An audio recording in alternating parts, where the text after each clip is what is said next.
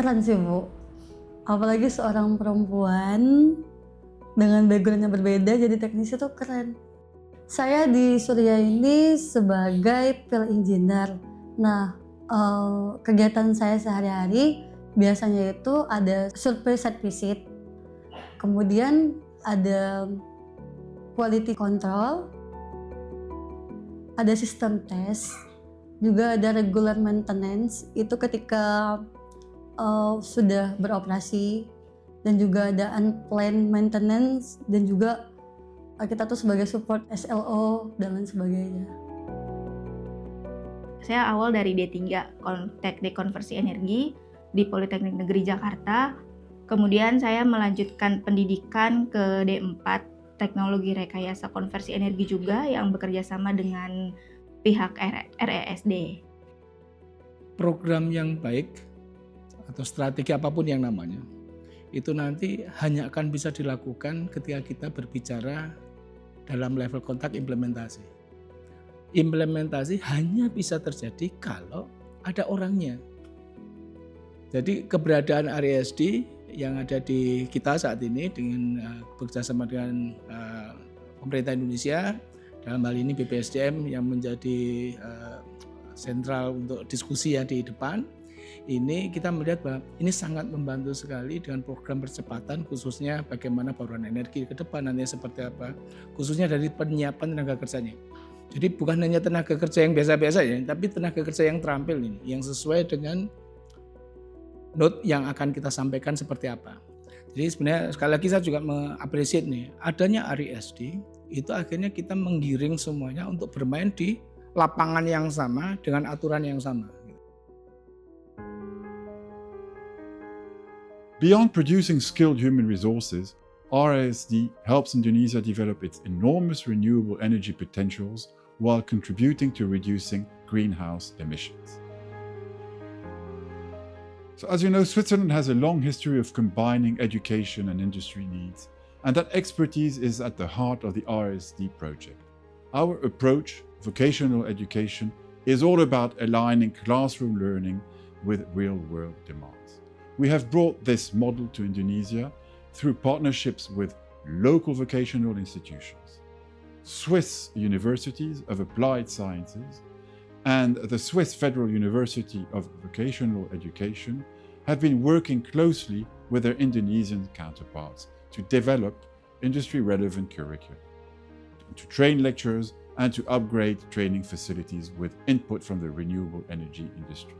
Proyek RISD ini dalam kebijakan ekonomi hijau di Indonesia sudah ada dalam RPJMN tahun 2020 sampai dengan 2024, yaitu terkait dengan peningkatan kualitas lingkungan, kemudian peningkatan ketahanan terhadap bencana dan juga perubahan iklim, serta terkait dengan penurunan karbon. Rata-rata mahasiswa kami adalah dari geothermal, kemudian dari PLN. Jadi rata-rata yang sudah bekerja, kemudian ada tuntutan dari perusahaannya untuk mempunyai pengetahuan shifting begitu ya, atau transisi dari migas kemudian ke ebt. Dukungannya sangat banyak dan kita merasa sangat bermanfaat ya. Jadi dalam 2-3 tahun terakhir ada 4 politeknik ya yang dibantu dalam bentuk peralatan dan juga pelatihan-pelatihan untuk mempersiapkan tenaga atau sumber daya pengajar bidang PLTS atau tenaga surya dan PLTA atau tenaga air ya. Dari situ kita melihat memang ada manfaat-manfaat yang dirasakan dan 4 politeknik ini juga sudah bisa menjalankan program itu dengan baik. Berasal dari lulusan-lulusan diploma 3 yang berlatar belakang teknik. Ya bisa sipil, bisa listrik, ya bisa mesin. Karena pada dasarnya pembangkit listrik tenaga surya dan pembangkit listrik tenaga air itu membutuhkan latar belakang dari bidang-bidang tersebut. Nah selama 1 tahun mereka kemudian dididik dengan materi khusus tentang teknologi tenaga surya dan tenaga air. Kemudian mereka memiliki bekal untuk bisa bekerja ya di bidang-bidang tersebut. Capstone ini kita kenal kalau di bidang pendidikan vokasi itu adalah project based learning.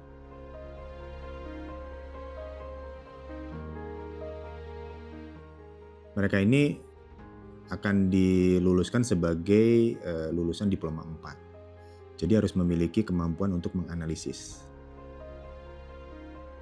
Saya merasa kayak saya tuh masih kuliah karena bener-bener sama kayak yang saya pelajari, apalagi waktu capstone project di RSD itu ya udah kayak gitu, sama, bener-bener sama, sistemnya sama, yang saya hitung pun juga sama, jadi seperti lagi kuliah aja. Untuk mata kuliah yang relevan dengan sekarang yang saya kerjakan itu lumayan banyak. Seperti kayak survei pemetaan, salah satu mata kuliah yang mengajarkan saya bagaimana caranya survei yang baik, itu juga ada di Drafter kan. Karena kita juga harus mengukur data aktual yang ada di lapangan tentunya. Lalu juga ada mata kuliah Renewable Energy Power Plant System, di mana itu juga mengajarkan tentang sistem yang ada di PLTS tentunya. Yang saya dapatkan itu untuk mengetahui dan menentukan komponen apa yang digunakan dalam PLTS. Lalu tentunya juga ada mata kuliah standar dan peraturan, di mana dalam proses desain dan menggambar, tentunya kita harus mengikuti standar dan peraturan yang ada.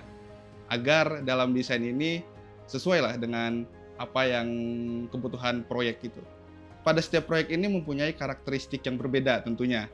Karena perbedaan karakteristik ini terjadilah beberapa kasus-kasus seperti peletakan panel surya atau jalur kabel yang agak rumit.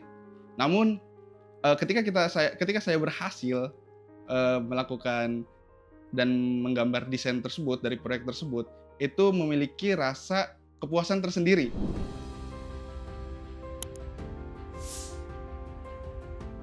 Kita menginginkan dengan website ini menjadi hub untuk kita saling memberikan informasi, terutama dengan perkembangan terkini.